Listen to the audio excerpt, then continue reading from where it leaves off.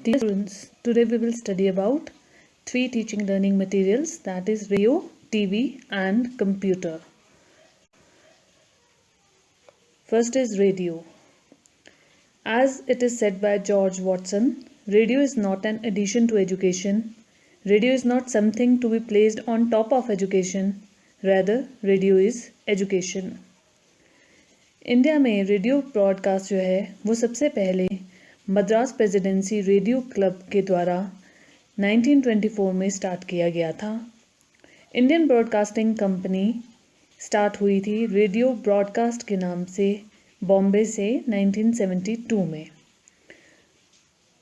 Government of India ने radio programme start किए थे इंडियन स्टेट ब्रॉडकास्टिंग सर्विस के नाम से, और जुलाई 8, 1936 से इसे ऑल इंडिया रेडियो के नाम से जाना जाता है, या फिर हम इसे AIR कहते हैं।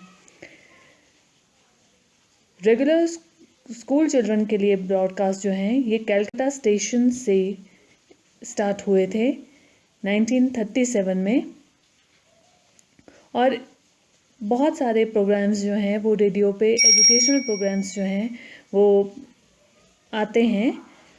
इनके विभिन्न नाम हैं, जैसे teaching English and learning English TELE,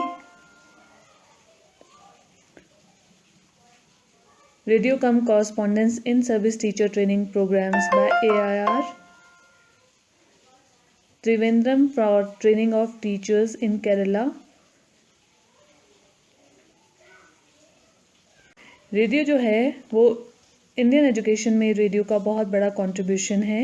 ये सोशल एजुकेशन भी प्रोवाइड करता है, school education, university education, women education. ये फॉर्मल, नॉन फॉर्मल, इनफॉर्मल तीनों सेक्टर्स पे वर्क करता है। एजुकेशनल रेडियो स्कूल चिल्ड्रन के लिए प्री प्राइमरी से लेकर हाई सेकेंडरी क्लासेस तक इसमें प्रोग्राम्स आते हैं, और टीचर ट्रेनिंग के प्रोग्राम्स भी इसमें आते हैं। और AIR जो है ये 100% इंडिया की कवरेज करता है, पर अभी भी आवश्यकता है इसको प्रॉपर वे में कल्टीवेट करने की, और इसका मैक्सिमम लाभ जो है वो एजुकेशन की फील्ड में पहुंचे, उसकी अभी भी बहुत आवश्यकता है। रेडियो को बहुत मोस्ट सिग्निफिकेंट मीडियम कहा जाता है शिक्षा का, क्योंकि 20th सेंचुरी की बिगनिंग से ही स्टार्ट कर दिया गया है। ये क्लास टीचिंग को सप्लीमेंट भी करता है, और इसकी पॉसिबिलिटीज़ जो हैं वो अनलिमिटेड हैं, मतलब हम इसका मैक्सिमम यूज़ कर सकते हैं, वो पोटेंशियल हमारे अंदर होना चाहिए। इसकी टीचिंग जो है वो स्कूल के 5-6 घंटे तक सीमित नहीं है। ये मॉर्निंग से लेकर रात तक प्रोग्राम्स जो हैं वो इसमें चलते हैं, और हम इसमें लेक्चर्स ऑर्गेनाइज कर सकते हैं, हम इसमें टॉक्स ऑर्गेनाइज कर सकते हैं, हम इसके थ्रू डिबेट, डेक्लेमेशन कंटेस्ट जो हैं वो भी करवा सकते हैं। और आज के टाइम में हम मैक्सिमम यूज़ जो है वो रेडियो का कर सकते हैं। अब इसकी इम्पोर्टेंस, रेडियो जो है ये हमें पूरे वर्ल्ड की जानकारी देता है, जिसे हम सुन सकते हैं। ये एक श्रव्य माध्यम है टीचिंग लर्निंग मटेरियल का। अगर हम स्टूडेंट पॉइंट ऑफ व्यू से बात करें तो ये एक बच्चों में सेंस ऑफ पार्टिसिपेशन जो है उसको इंकलकेट करता है। जब बच्चे सुनते हैं जो लेक्चर्स होते हैं, और जो इंटरेक्टिव लेक्चर्स होते हैं, और उसके बाद क्वेश्चन आंसर राउंड होता है, तो बच्चों को लगता है कि हम भी इसमें पार्टिसिपेट कर रहे हैं। ये क्लासरूम की मोनोटनी को तोड़ता है और उसमें वैरायटी लेकर आता है, और ये जो हमारी टेक्स्ट बुक के थ्रू जो टीचिंग स्कूल्स में करवाई जाती है उसको भी सप्लीमेंट करता है। और जो एमिनेंट पर्सन्स हैं सोसाइटी में, जिनको हम स्कूल में नहीं बुला सकते हैं, उनको हम रेडियो ब्रॉडकास्ट के थ्रू इन्वॉल्व कर सकते हैं।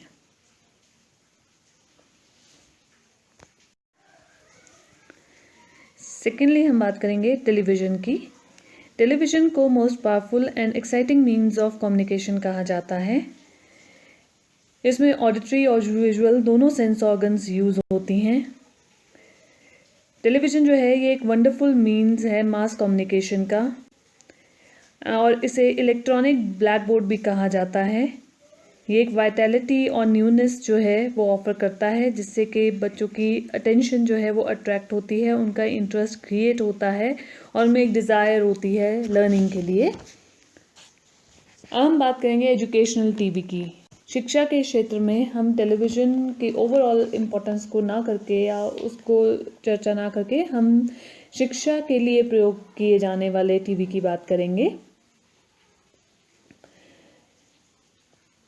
टीवी को शिक्षा के साथ 1960s 1970s में जोड़ा गया। इससे पहले प्रोग्राम लर्निंग मटेरियल जो है, टीचिंग लर्निंग मटेरियल, वो बहुत इम्पॉर्टेंट कंसीडर किया जाता था। फिर उसके बाद सैटेलाइट इंस्ट्रक्शनल टेलीविज़न एक्सपेरिमेंट जो है ये कंडक्ट किया गया SITE के नाम से 1975-76 में। इसे 2400 विलेजेस के 20 डिस्ट्रिक्ट में 6 स्टेट्स में कंडक्ट किया गया। ये 6 स्टेट्स हैं आंध्र प्रदेश, कर्नाटका, मध्य प्रदेश, उड़ीसा, बिहार, राजस्थान। ये पहला ऐसा एक्सपेरिमेंट था जिसमें सैटेलाइट को यूज़ किया जा रहा था एजुकेशनल पर्पस के लिए। फिर टेलीविज़न को सेटअप किया गया इंडिया में और उसे ऑल इंडिया रेडियो से डीलिंक कर दिया गया 1976 में, और इसको अपना एक नाम दिया गया दूरदर्शन। इससे पहले टीवी जो था वो ऑल इंडिया रेडियो के साथ लिंक था। फिर इनसेट 1A जो है इसको ऑर्बिट में प्लेस किया गया और फर्स्ट टाइम कलर टेलीविज़न का ट्रांसमिशन जो है वो 1982 में स्टार्ट किया गया। और उसके साथ ही शिक्षा के स्तर पर भी प्रोग्राम्स जो हैं वो टीवी पर आने शुरू हो गए। UGC sponsored country wide classroom program launch किए गए अंडर ग्रेजुएट स्टूडेंट्स के लिए। ये 1984 से स्टार्ट कर दिए गए और एजुकेशनल टेक्नोलॉजी प्रोजेक्ट के अंडर गवर्नमेंट ऑफ इंडिया ने 2.5 लाख जो है रेडियो कम कैसेट प्लेयर्स और 40,000 कलर टीवी जो हैं वो स्कूल्स को डिस्ट्रीब्यूट किए। एजुकेशनल टेलीविज़न प्रोग्राम्स जो हैं ये टीवी पर स्टार्ट किए गए प्री प्राइमरी एजुकेशन से लेकर university education and continuing education.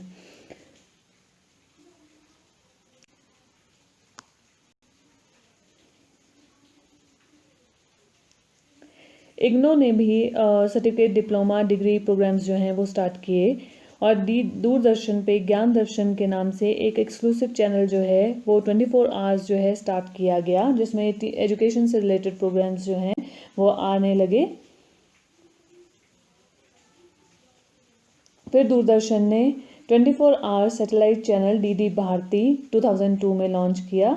Government of India ने यूनेस्को के साथ कोलैबोरेशन में और इंटरनेशनल कम्युनिकेशन यूनियन ITU के साथ पायलट प्रोजेक्ट स्टार्ट किया in service primary teachers training on the application of interactive television to pre test the use of ITV in teacher training.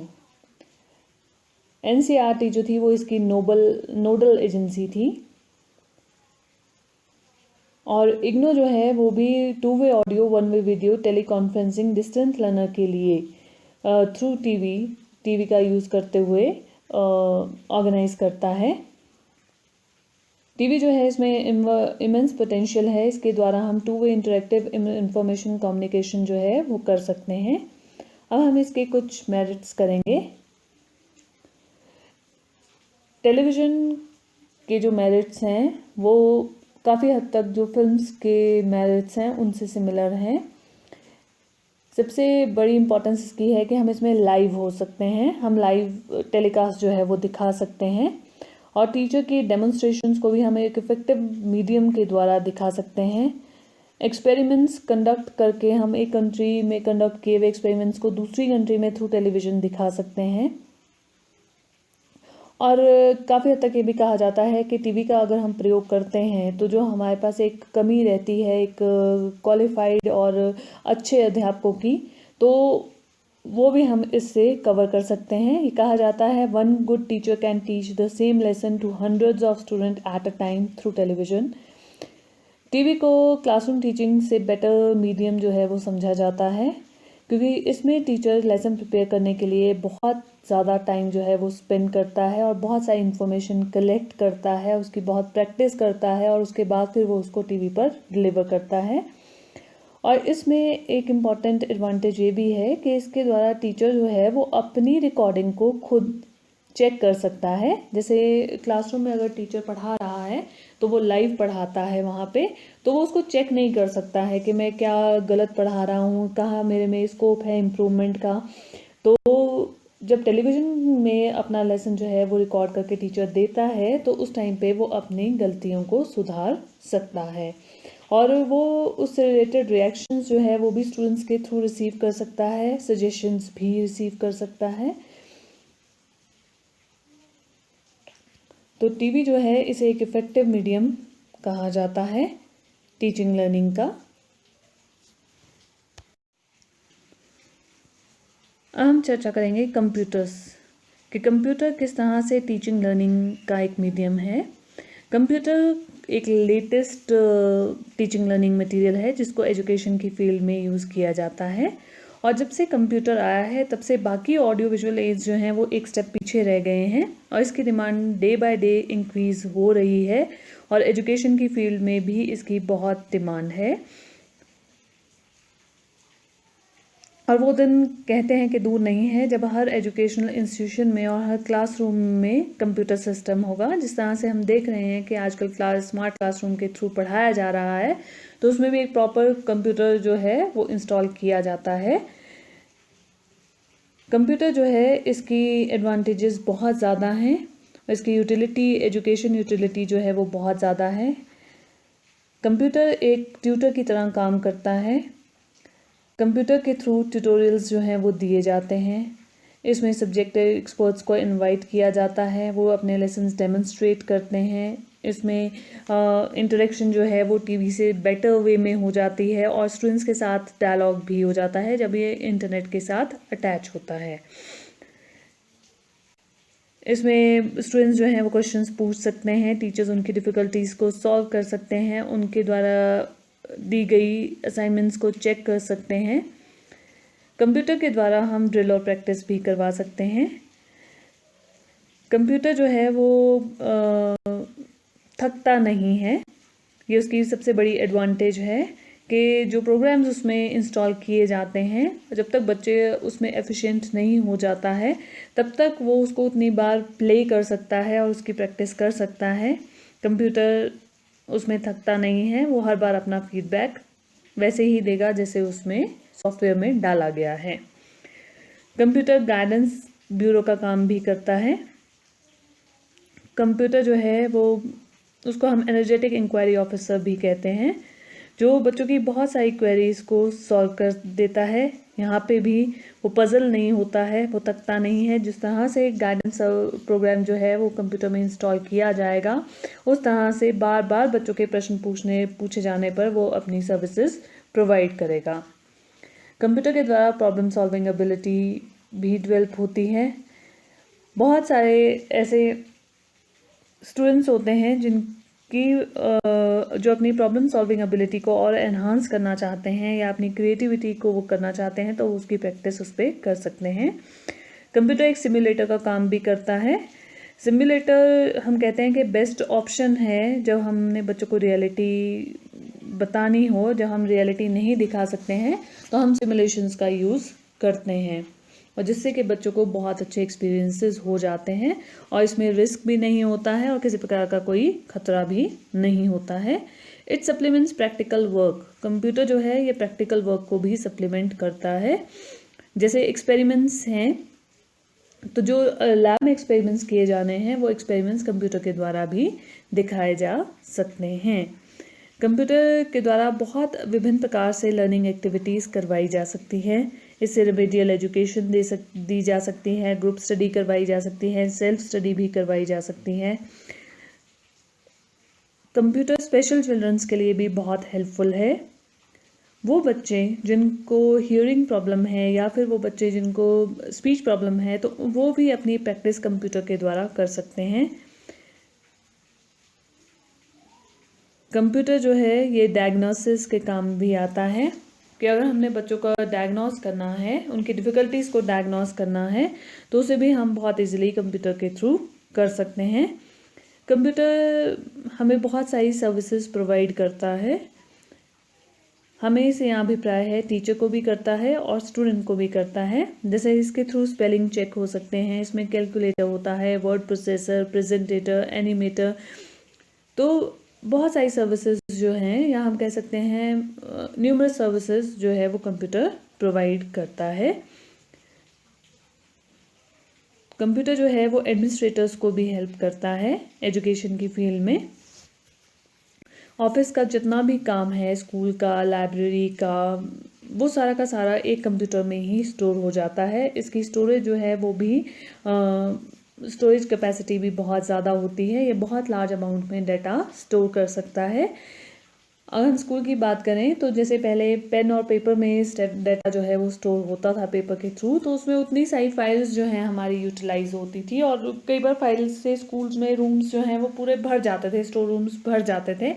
और जब भी हमें कोई डाटा किसी बच्चे का निकालना है, जैसे ट्रांसफ़र सर्टिफिकेट निकालना है, माइग्रेशन सर्टिफिकेट निकालना है, तो उसमें जाके फाइल्स में सर्च करना पड़ता है रूम में। पर अब क्या है, कंप्यूटर के द्वारा एक क्लिक से ही हम क्या कर सकते हैं, वो डाटा रिट्रीव कर सकते हैं। तो कंप्यूटर भी हमारे लिए बहुत उपयोगी टीचिंग लर्निंग मटेरियल है।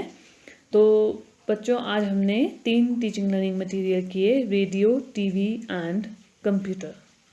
Thank you very much. Stay safe, stay home.